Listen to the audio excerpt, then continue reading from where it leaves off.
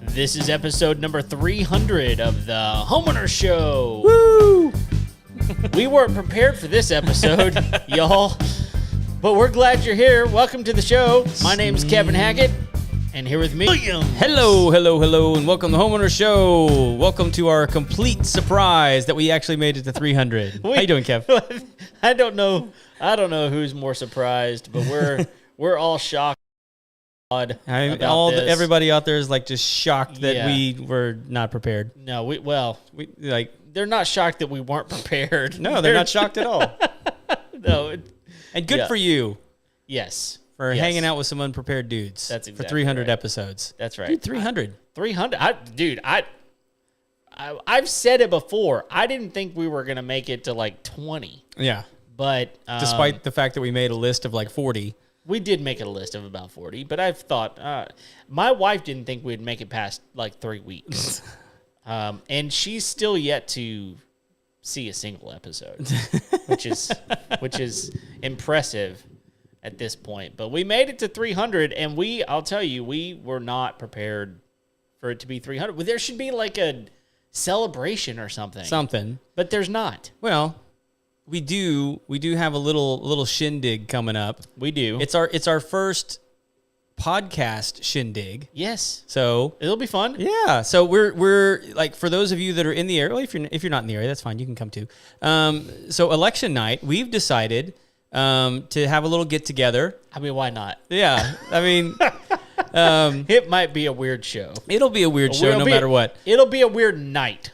Yes, no matter what. No matter what, it's going to be a weird night. Nobody knows what's going to happen, and that's kind of what makes it fun. Yeah. So we're gonna be watching and commentating on the results as they come in. We're gonna have a lot of special guests in the room. We're gonna be down at Thistle, which we've done one live show from there before. It's been a while. It's been a long time, but it's one of our favorite places to hang out. It is. We've got the private room. And then we have some VIP tables that are. We only have 3 tables left already. Right. Only 3. Right. So like, if you want to be in the private room with us, let us know. You get a little. There's some incentives. There are. If you want to know what those are, reach out to me. There's some good incentives. There are. So look, no matter your political persuasion, probably election night, you're going to need some sort of adult beverage. Or 2. Yep. and so for our VIPs, we're providing those. Yes, we are. So come and some food, some snacky snacks. It'll be good. It'll be good. Chef Trennis is going to be hooking us up with some yummy treats. Oh yeah. So it'll be a good time. We're going to be a live show all night. We'll be watching the results. We're probably not going to make it to the end because it's probably going to go into the next day it always does. It always does. But we'll give you the latest and greatest up-to-date results as we find them. But we'll also be doing some interviews and having some conversations along the way. It should be fun. It would be. So hope you can come and join us. Yeah. It should be a blast. And part of the reason we're able to do events like this is that we have some incredible sponsors. We do. So, and 2 of those sponsors we're going to talk about for just a minute here. We got Lone Star Appliance Repair. That's right. I love these guys. Yeah. They are so great to work with. Just through the podcast, they're amazing to work with, but like as far as like the profession of what they do, such an amazing group of people.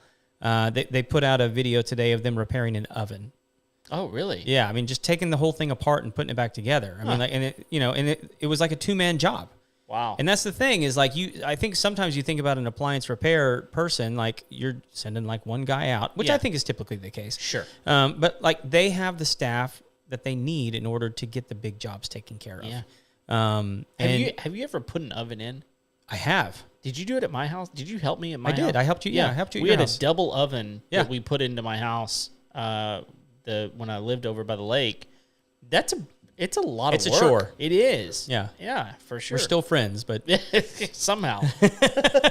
Somehow. It's because we had to get to episode 300. We had to get to 300. That's what it was. And now we're through. Yeah, now we're done. No, but I agree. These guys are great at what they do. They're very kind. They're very upfront. I'll tell you, one of the biggest problems that we try to solve here on this show from the beginning, from episode 1, it was how do homeowners not get scammed? Like how do we help them navigate this world of contractors? And I'll tell you right now, we would not endorse or sponsor a company that we wouldn't use ourselves. Correct. And so, look, we have used these people. We will continue to use these people. They are such good quality people. And we've said it over and over. We're going to continue to say it. Keep your appliances out of the landfill and repair them. And just, it's going to cost you less money, and you don't have to go find new appliances. So give them a call, 936-647-2364. Right. And our other incredible sponsor for this episode and many other episodes is True Texas Solar. Yeah. So, look, guys, this is one of those technologies that's eventually just going to become so commonplace. Oh, it is. And I think one of the things that we lack on this subject is just education. And honest informants about what it is that's required in order to power your home efficiently, economically, and environmentally. And that's part of the reason we love working with True Texas Solar, is because these guys are just honest, upfront. I still remember you telling me about Josh just saying, hand me the phone. Let me talk to your brother-in-law. Right. He's not even a customer. He's not going to be a customer, but Nope. I want to make sure that this guy has all the right information that he needs in order so that he doesn't get scammed. Right. So that he doesn't get taken advantage of and gets the right kind of system in place. Yep. And one of the things, I think a lot of people don't realize that different companies get different incentives based off of the kind of equipment that they install, and which incentivizes companies to mainline one brand. Of course. And that's one of the things I've loved hearing Josh and his team talk about is they're not hung up on any one brand. One converter or one panel or one battery or anything. They want to find the one that's going to work for you, right, and your home, and it's going to be the best fit, not the one that's giving them the best kickbacks, right, because they're using their brand exclusively. Which I don't know if a lot of people know that or not, but that's true of a lot of the trades. Oh, I mean, even your mechanic is putting in a certain brand of parts unless you specifically tell them to put OEM in, because they can get them cheaper, or they can, they have a better relationship with that brand, and it's normal to do that type of thing. Sure. But the problem is that only works if the customer is actually benefiting from that. Yeah. And many times the customer doesn't benefit from it. I mean, so ask questions and figure out what's going to be the best for you. And they do a great job with that. They're very, very knowledgeable. I've never seen a company hire so many unique individuals to make sure that they're so good at what they do. When you have a NASA engineer on your team, and you've got a meteorologist on your team, and That's you've huge. got I think a lot of people don't realize that, how huge that is to have those kinds of guys on your team that are consulting and making recommendations alongside the guys who design these systems on a day-to-day basis. Right. And look, whenever you have those types of guys on your team, it says not only I care about those issues in my company, it also says that those people, the meteorologist, the NASA engineer, they support this. Yeah. So whatever your thoughts are on solar, before you just write it off, give them a call. Yeah. Their number's 936-286-8325, and give them a call, and they'll talk to you. Awesome. It'll be good. So tonight we're going to be going through the Adalov wireless bridge system. This should be short and sweet. Yes. Because it's not a complicated thing, but it's something I think a lot of people aren't aware of. And it's unique to guys who own property like me and you. Yeah. Not necessarily to people living in a normal neighborhood, but if you have more than one building on your property, something like this could be really beneficial. So we're going to get into that in a minute. But man, we haven't, we've got this election night show coming up. Yeah. And we've had a lot of stuff happen since the last time you and I talked. Yes. Has there been one moment in the political scene that stands out to you that was oh my gosh, I can't believe that happened? Or that was just today. Just today. What was today? Just today. So my mother-in-law volunteered to go down to one of so today's first day for early voting. Early voting, yeah. And so get out and vote, people. Yeah. So, and let me tell you, if you were anywhere near a library or one of those voting poll places, it was chaos. Sure. There were people everywhere. people wanted to early vote, and I get it. You want to early vote, so you're not standing in line on election day, but that's like right. lo and behold. Well, and I'll just tell you, like I've never waited in long lines on election day ever. Same. And it's because there's so many more poll locations. There's so many, and a lot of people have already early voted. But I will also say that get out and vote. And if you're afraid that something might come up on election day and you might not be able to get there, early vote. It'll be worth it. And in some professions, it makes a difference too. Yeah. You know, and everybody legally has to be let off to go vote. Right. If you don't know that, by the way, talk to your employer, because that is true. But she goes down and volunteers to talk about Prop A, which is the thing that we talked about last week, right, with Dr. Mark Ruffin, yeah, the superintendent. Great episode, by the way. Like I really enjoyed talking to him. Super smart dude. Yeah, man. He's very good at what he having does. to walk a tightrope for sure. He is. So no, he absolutely is. And so anyway, in case you didn't know, we're in favor of Prop A. And so my mother-in-law says, you know what, I'll volunteer. I'll go. People don't know about it still, so I'll go down there and I'll be around. Right. Well, she's hanging out, and apparently a fight breaks out between the some of the what are they called whenever you pollsters? Not the people running the polls, but the people that are outside advocating for their party. Okay. What are those people called? Lobbyists? No, well, okay, they are kind of, but they're whatever they're called. Whenever they're out there, just you got the Democrats, the Republicans, whoever's out there, and they're wanting you to that one scraggly Green Party guy. Yeah. Yes, exactly. They're you're walking in, and they're trying to hand you, here's how you should vote, all these sorts of things, right? Sure. Well, one of the guys is staying out there. He's in a specific location, and the people running the polls are like, you can't be here. You have to be outside of this certain area. Right, yeah. In order, you can't. There's boundaries. There are boundaries. And there's rules. And so, and the guy was like, no, you're wrong. And it like, the police were called. There was a kerfuffle. There was. And the police showed up, and lo and behold, the guy that was out there, lobbyist, whatever they're called. My goodness, it's going to drive me nuts. Yeah. But they have a name.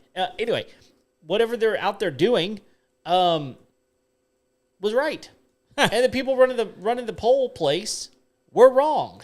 And so it was just this whole big thing. And, whenever my mother-in-law was telling me, she's like, the police showed up, and I'm like, what happened? Like, was this like a Republican Democrat thing, or was it something else? And she was like, no, it was just trying to figure out where the boundary was. And, they were like, look, we have a legal right to be here. And the pollster said, no, you're supposed to be way out there. And anyway, so it will be interesting, because here's the thing.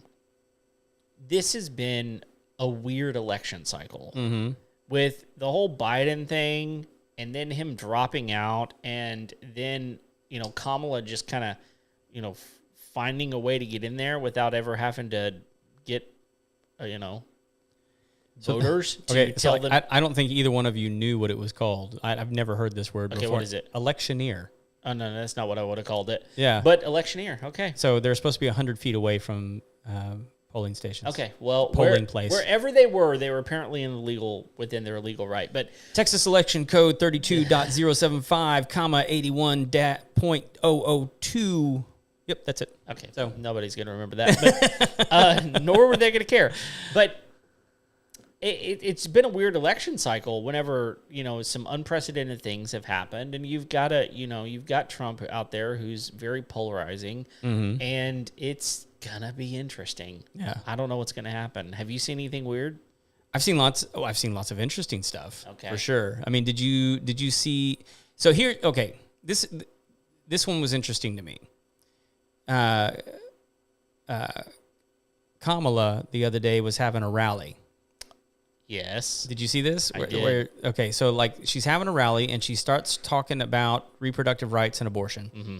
And in the middle of talking about those things, these we now know it was two young men, two young college students from the crowd yelled, "Jesus is Lord." Mm-hmm. And it's pretty, like you can hear it on her microphone while other people are cheering for whatever it was that she had just said. And she claps back at them and says, "Oh, you guys are at the wrong rally." Wow. And then says, I think you need to be at the smaller one down the road. Oh. Right? And I heard that, and I was like, okay, that was pretty witty. Yeah. But at the same time, she's been trying to make a move to the middle. Right. And I'm sorry, if you're moving to the middle in the United States, part of what you're trying to get is the evangelical Christian. Yes. So like to clap back at somebody that yells out, Jesus is Lord, no matter what the context is, if you demean them, like that's probably not going to win you any popularity points with that crowd. No. What surprised me is how little was made of it. Now, I'm not saying that they should have made a lot of it. It just surprised me that so little was made of it. Right. Because... By anybody. By anybody. Right. You know, it was in the news cycle for all of like maybe 10 hours, but like you didn't hear Trump comment about it. And I haven't really heard any Republicans on... And I'm sure they have. I just haven't heard it. I'm pretty like... I'm listening to this stuff all the time. I love this stuff. Yeah. I from both sides. I love all of it. It's just an interesting thing. I love the narrative. I love seeing like where people's policy positions have been in the past and where they are now. Why are they making those decisions and changes and things like that? And she's one of the biggest ones that has changed her position on a bunch of stuff. Oh yeah. And it's pretty transparent. She's changed her position on things within the last 4 years. Yes. Like this isn't something that whenever she was in her 20s, she was lobbying against something, and then now that she's running for president, she's changing her tune. No. Yeah. Since she's been in the White House, changed her tune. Big time. I mean, like the biggest one that sticks out to me is the one on fracking. I mean, like, and that was a big deal because when she was running for president against Joe Biden, she made a commitment to end all fracking. Right. And now she's for it because I think she realizes because it's good for the economy. I think the biggest reason is that's a big voting point in Pennsylvania, and like she needs that state, right, big time. Yeah. If she wants a chance to win. Yep. And it looks like it's going to be tight. I mean, and that was so do you know the claim that she made about, what everybody makes fun of her about is how she always goes back to, well, I was raised in a middle-class family. Oh, yeah. So one of her talking points in being raised in a middle-class family is that she worked for McDonald's.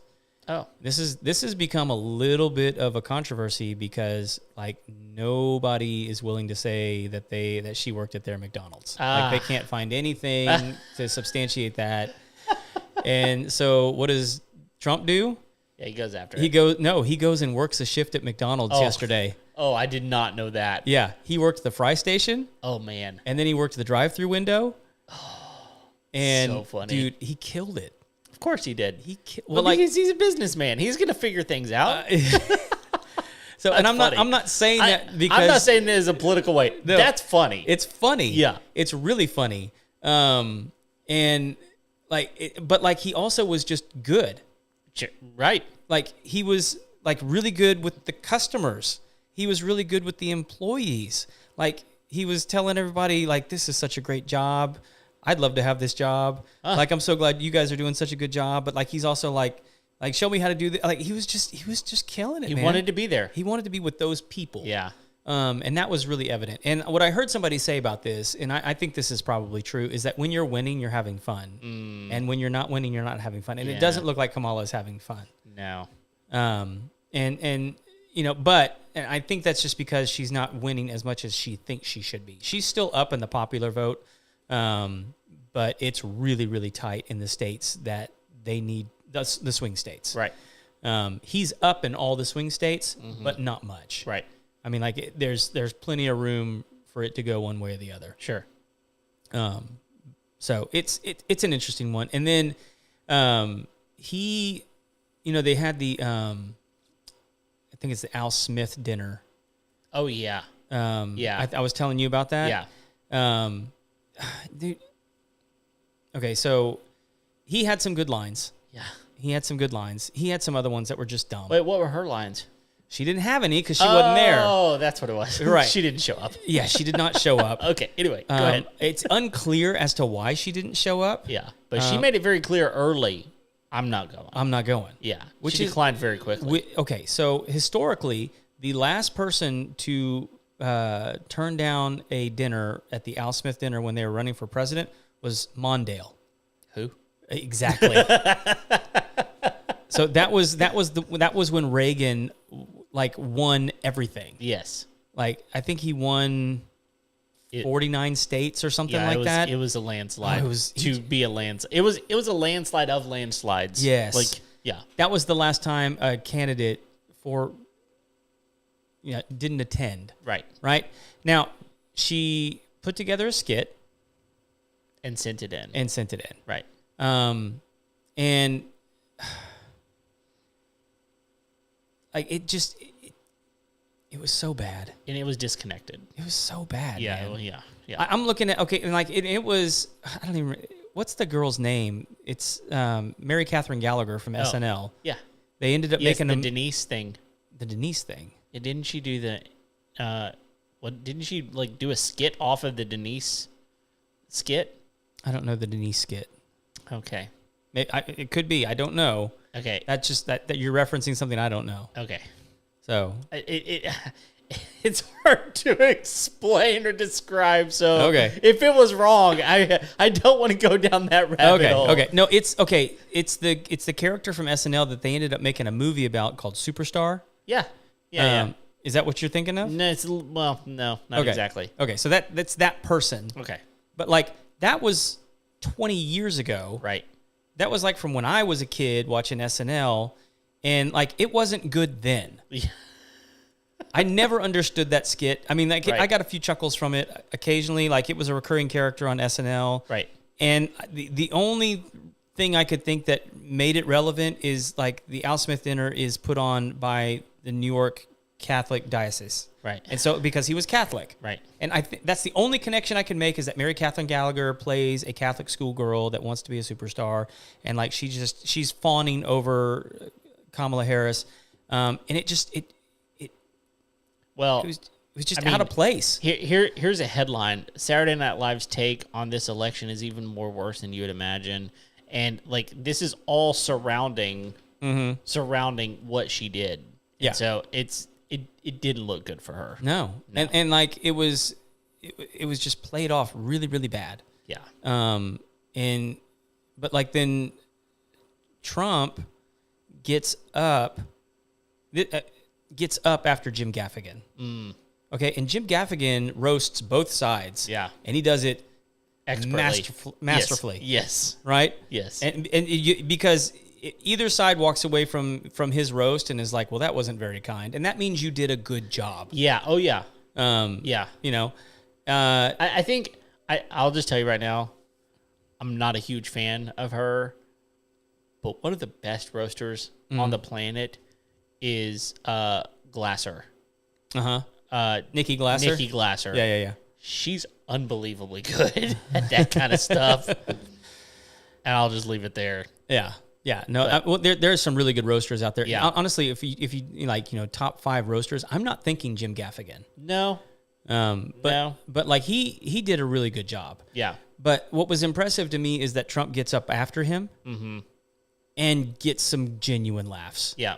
Gets some genuine laughs. Yeah, he did well. And it's because he's funny. Yeah. He really is. I mean, like for all of his faults, he's funny, he's entertaining, he's personable. He can do all those things. And I think that's part of the contrast is like he's a lot of things that she is not. Yeah.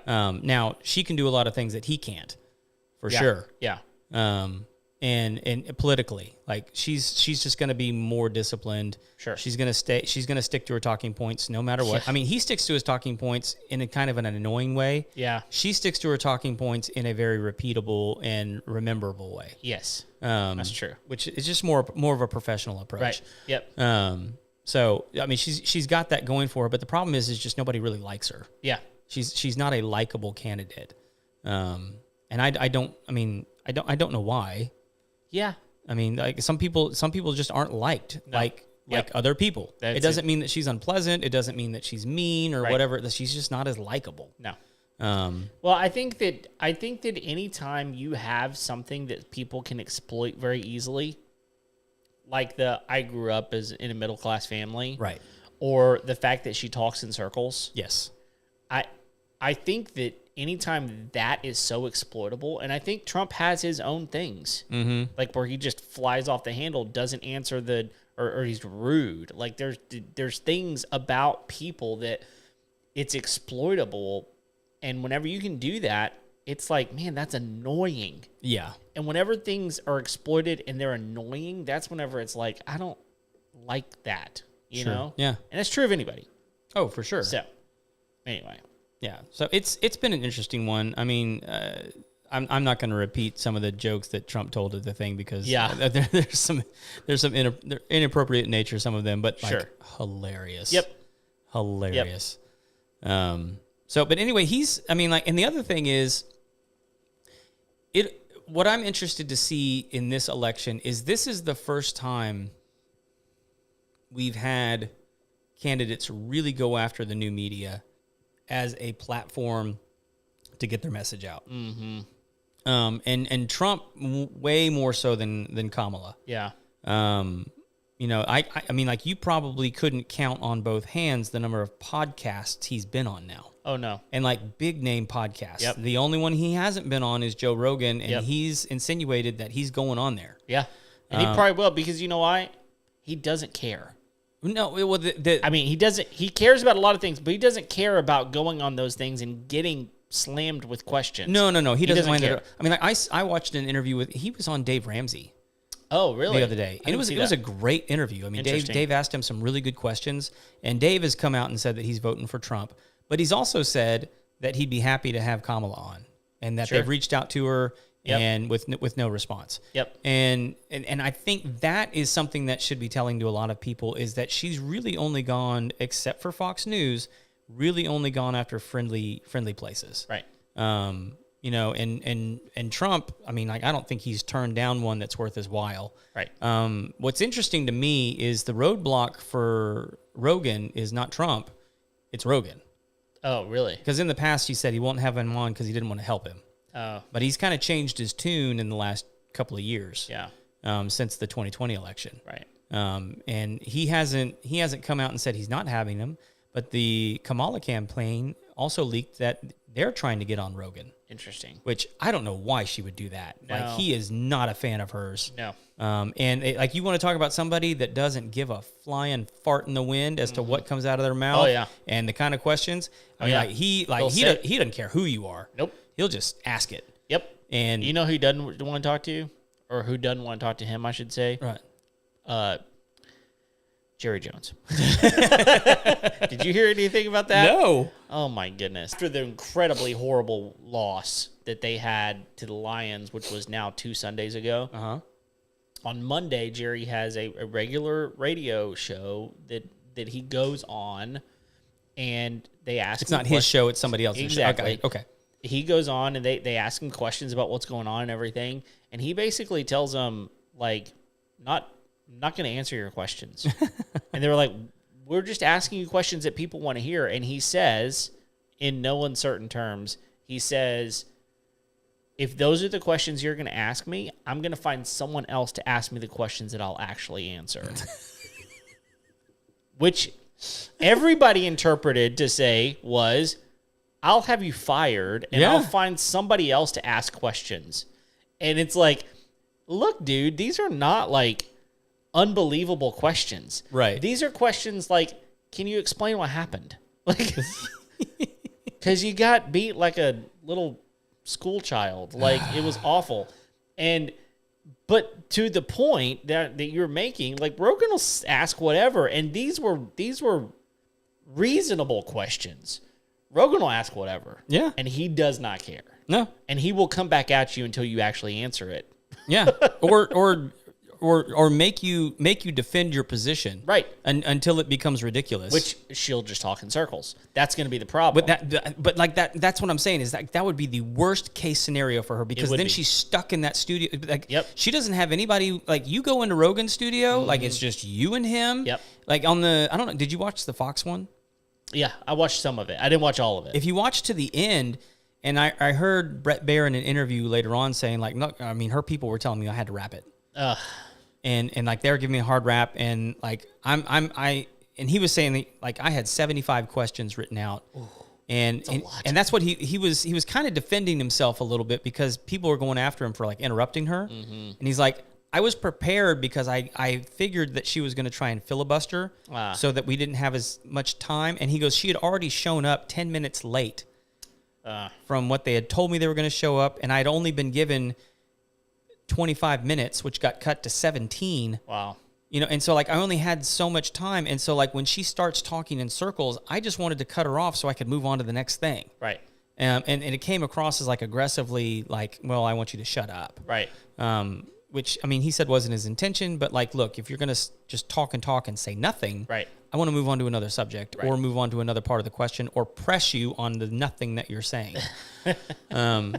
Which, I mean, like, look, it's fair. Look, I've seen interviewers do it to Trump because he'll do it too. Oh, he will. You know, I mean, like you ask him, like he did that in the debate where they'd ask him one thing and he just disregard it and just talk about whatever it was he wanted to talk about. Right.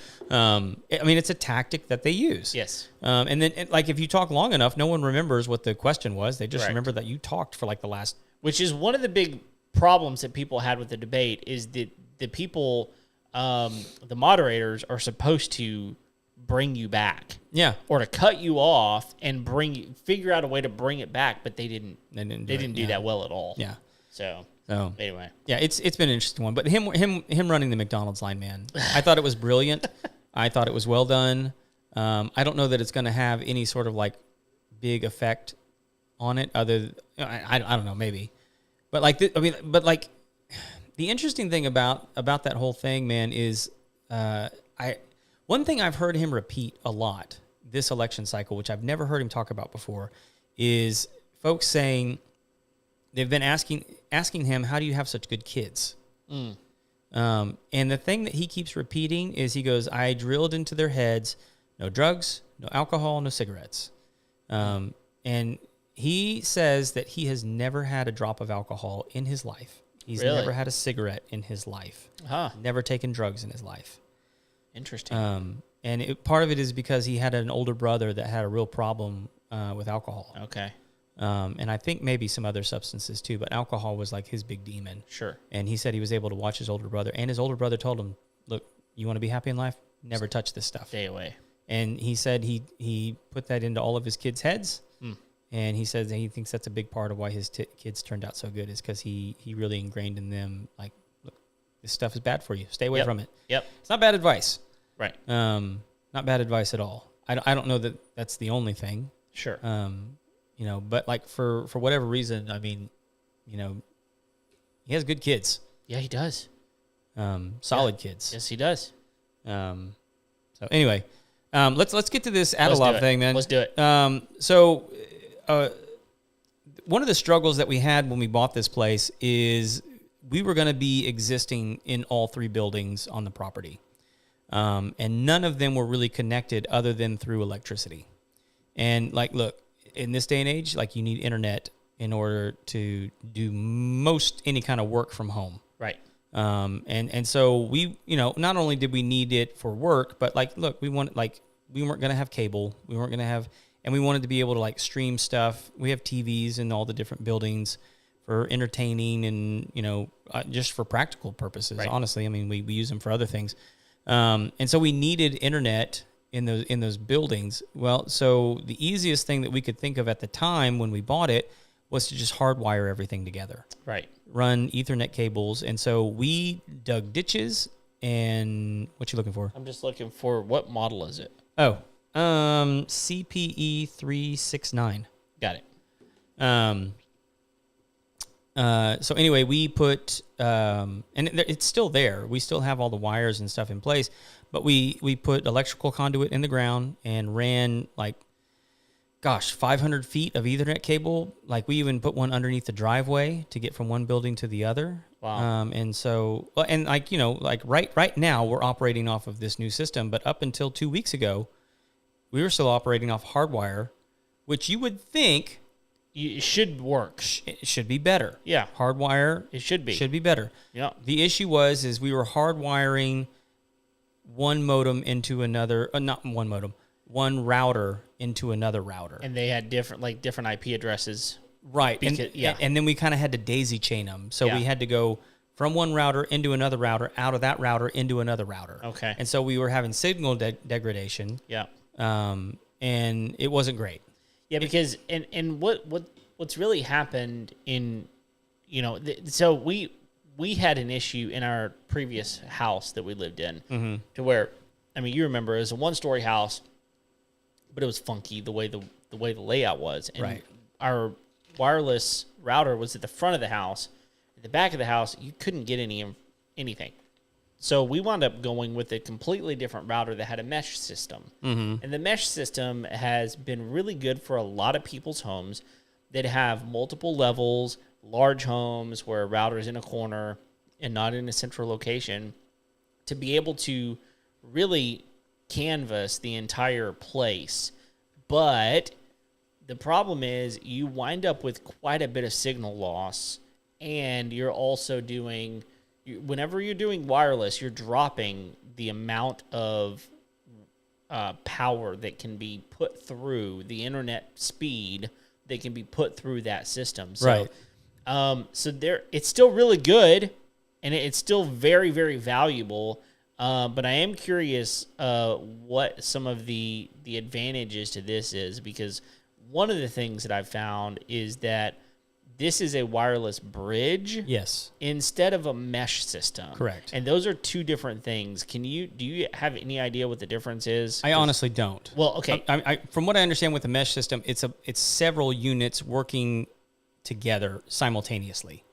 Yeah, it is. And bridge is like a point to point. So like the other two are not going to be necessarily helping the other one. Right. Right. Whereas like a mesh system, I think they're all sort of collectively working together to create that so wireless system. Here's the difference. So a mesh network, basically it's more of a multi-purpose solution, because it's designed to basically take an entire network or a segment of a network and deploy these wireless things, these wireless systems to outlets and other places of your home.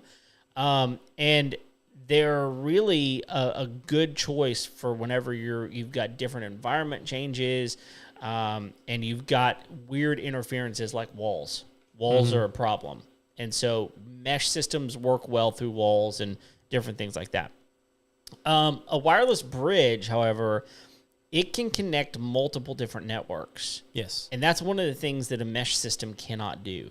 It is only going to connect to one network, where a bridge can connect to multiple, and you can allow devices to communicate wirelessly over a massive distance. Yes. As opposed to a mesh system, they basically have to be able to daisy chain to each other, and they do not have most of the time you're looking at like 50 feet. Right. Is kind of a max whenever it comes to that. And so the difference in a bridge is you've got really, imagine it this way. A mesh system does not have to have line of sight. And a bridge system needs to have line of sight. Line of sight's crucial. So that's a really, really big difference. And because of that, whenever you put a bridge system in, you can connect literally, and I know this one doesn't do this, but you can connect hundreds of miles. Yeah, together. So this one is ranged with clear line of sight up to 3 kilometers. Which is one. This says on their website, so I'm taking it directly from them, and because I don't know conversion. It's 9,842 feet. It's 1.9 miles. Yep, almost 2 miles. Yep, which is really good. Yeah. I'll put it this way, Craig. If you had 2 miles of property, which you don't, it would be amazing, but you don't. Yeah. When I do, I'm getting one of these. Yeah, right. But yeah, so basically, that's one of the differences between a mesh system and a bridge system. Yeah. And so a mesh system, think of it this way. A mesh system you would use typically within your house. Yeah. And a bridge system is going to connect to buildings. Yes, which is exactly what we needed it for. Sure. One of the other things that it's really, really useful for that we're not taking advantage of is it's PoE. Yes. Which means power over Ethernet. Yes. Which makes it easy to plug in where, as long as you have a power outlet nearby, you can plug this thing in. Right. And you just need an Ethernet cable from that plug to the device. Right. But one of the other things that you can do is you can get a PoE security camera. Yes. And so you can have a security camera connected to your network from a long distance away. Right. So like for someone like you, someone like me, whose house is a long ways from the road, but you'd like to have a security camera at the front of your property so you know who's coming and going, you don't have to hardwire that thing now. You could get a bridge system like this and put that camera there. Yeah. And that's what makes this one in particular pretty unique, is because most bridge systems that I found were just point to point. Right. Right?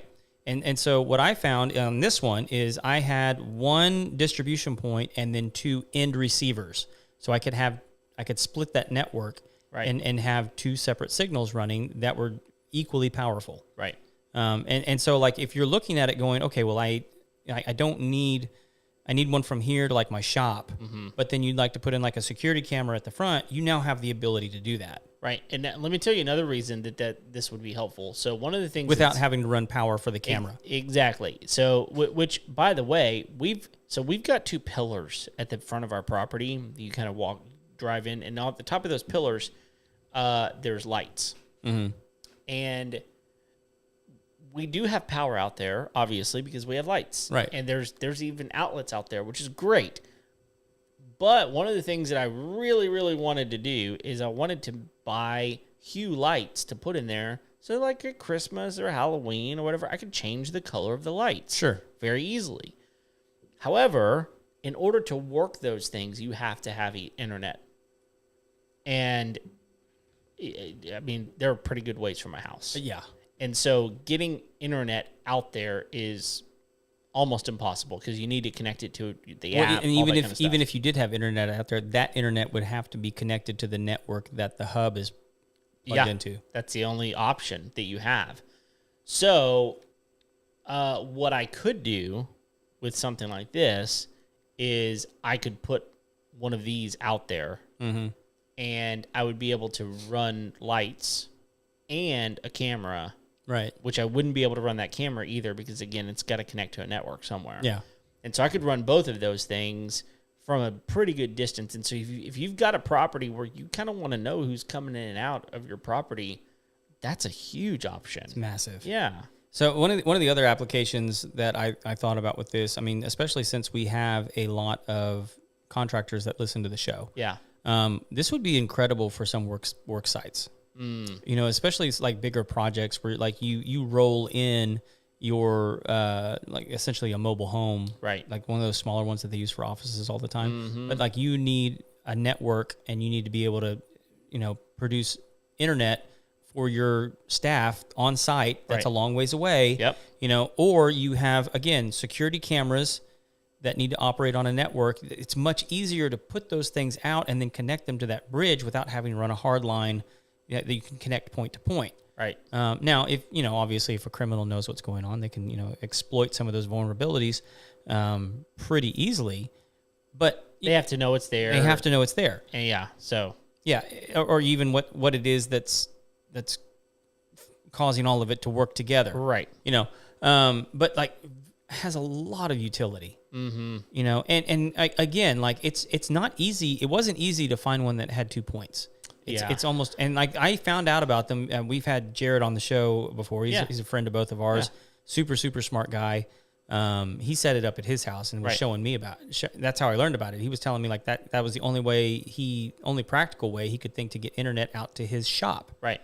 And it works, and he works out of that shop. I mean, that's his office. Right. That's where he does his job. And so he needed a secure internet connection in order to do his work. And so like it has a lot of utility, and it's I mean, like and ours are, I mean, I guess they're about 150 feet. Yeah. From point of origin. It's nothing like miles. No. Even though it would. It would do that. It would do it. And they have models, like I'm looking at one of their models right here that it's 3.1 miles. Right. And these are just like residential type things. These are not any commercial device that you're going to pay, you know, thousands and thousands of dollars. No, for.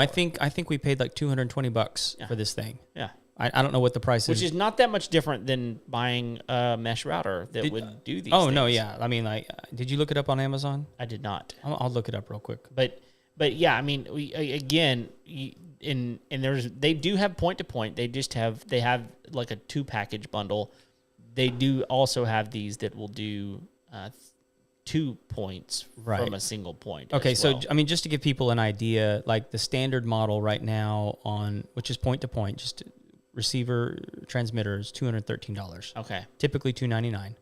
Okay. The one that I bought is currently on sale for $224. Oh, that's not bad at all. No. Okay. I will say line of sight is crucial with this. Yeah. If you try, and it has to be, if you're connecting building to building, and that's the other, it has to be outside. Right. And because somebody that was helping me install it was trying to get better signal inside the building and put the unit inside the building. And they were like, well, I don't understand why I'm not getting signal. I'm like, because you don't have line of sight. Right. So you got to have line of sight in order for these things to connect properly. So that, if you're in an area that has a lot of elevation, that could be challenging. Sure. So let me ask you this, and you may or may not know, so one point has to connect to each point, or can they daisy chain? They say that it can, essentially. Okay. Yeah, it's best if both receivers have line of sight to the transmitter. Okay. And it's all like they all look the same, but they're designated as you pull them out of the package. Sure. And they're set up. There's not really a whole lot you have to do. Dummy proof. Yeah, I mean, like basically it clones the network that it's pulling from the inside of the house and just rebroadcasts it. Yeah. Now it's not. If you jack it into the network on the inside of your home, for instance, because like we have a whole separate Wi-Fi system for the inside of our house. Right. It pulls from that and then rebroadcasts that to the other receivers. Right. Those other receivers are now new networks that have a different password, a different network name. Okay. But I can seamlessly walk from the inside of my house, outside of my house, and I now have full internet coverage all on the outside of my property. Okay. As well as inside the buildings that I sent them to. Okay. Because they're still broadcasting a radius near them. Yeah. As well as but they're doing that by connecting to each other by line of sight. Correct. Okay. So, but then like the one in the building that we're in right now, we took an Ethernet cable out of that and ran a separate wireless router inside the building that is now rebroadcasting that internet signal in here. And that's actually what the show's operating off of right now. Congratulations. So, yeah, now we don't have as strong of a wireless signal as we used to. Sure. But like we're not having any issues. No. Getting stuff out. It's still working. Because if we had, we would have pivoted and done something else. But like it's been nothing but perfect. Yeah. So and it's possible that some of those things could be upping the amount of bandwidth that you have, or whatever. So there's different ways around some of those problems as well. And are y'all are on fiber?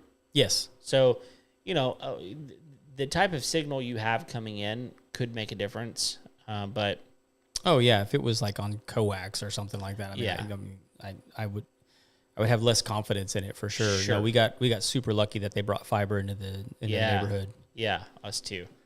Yeah. Well, it's a really cool system. You can find more at their website, which is Adalov, ADALOVUS. .com. And all their units are for sale on Amazon. On Amazon. Yeah. Yeah. Yeah, but it is interesting because the actual product that you have, I don't see on their website, but it is on Amazon. So they may even have some different models available on Amazon. So I think actually mine is $249 on here right now. Okay. I think that's mine right there. I think but they have multiple ones that you can look at. Yeah.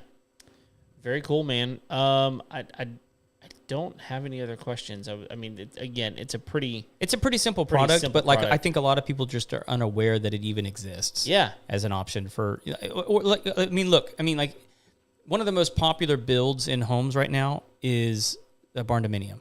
Yes. And typically those have metal on the outside, which means if you have a Wi-Fi signal on the inside, it's not gonna get outside very easily. No, in fact, my mother-in-law has that issue. She's got a metal home, right? And yeah, it holds the signal pretty well. Right. So like if you hardwire a bridge system to the outside of your house as a transmission and then send it outside, you now have Wi-Fi all around the outside of your home. Right.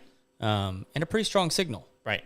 So as long as there's line of sight, and you don't even need like one of the bigger ones, you just need one of the small. Like if you're just trying to cover like an outdoor kitchen, right, or whatever. Yeah. I mean, maybe you have a barn. Yep. And you don't want to run a hard line all the way out to the barn because it's a long ways away. Yep. Like, look, you can put a bridge system in and just run it to the barn, and then you've got Wi-Fi at the barn. You're good. And so it's a solution to a problem I think a lot of people are probably trying to solve, and just don't know that this is even an option. Yeah, and look, we just live. I know some people are probably thinking, oh, you trying to get internet out to your barn, huh? Well, there's so many reasons to be connected. Yes. And so many devices that we have that they need to be connected. Yeah. And so, this is a really big issue that people have. And sometimes whenever you're talking about running,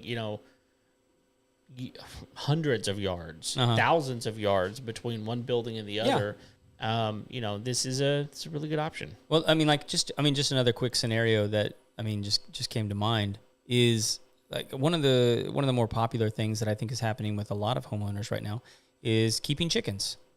Oh yeah. And around here it's not uncommon to see a neighborhood where you have properties that are in 1 to 2 acre sizes.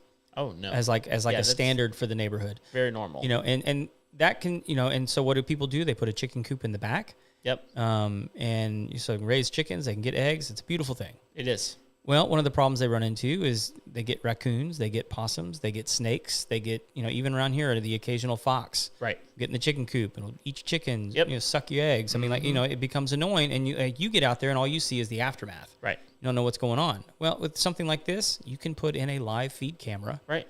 That connects to the network in your home. Yep. And you can check on those chickens. Like, what happened last night? I don't know. Well, let's run back the tape. Yeah, and how did that how did that animal get in? Yeah, exactly. Like, where are my weak points? Exactly.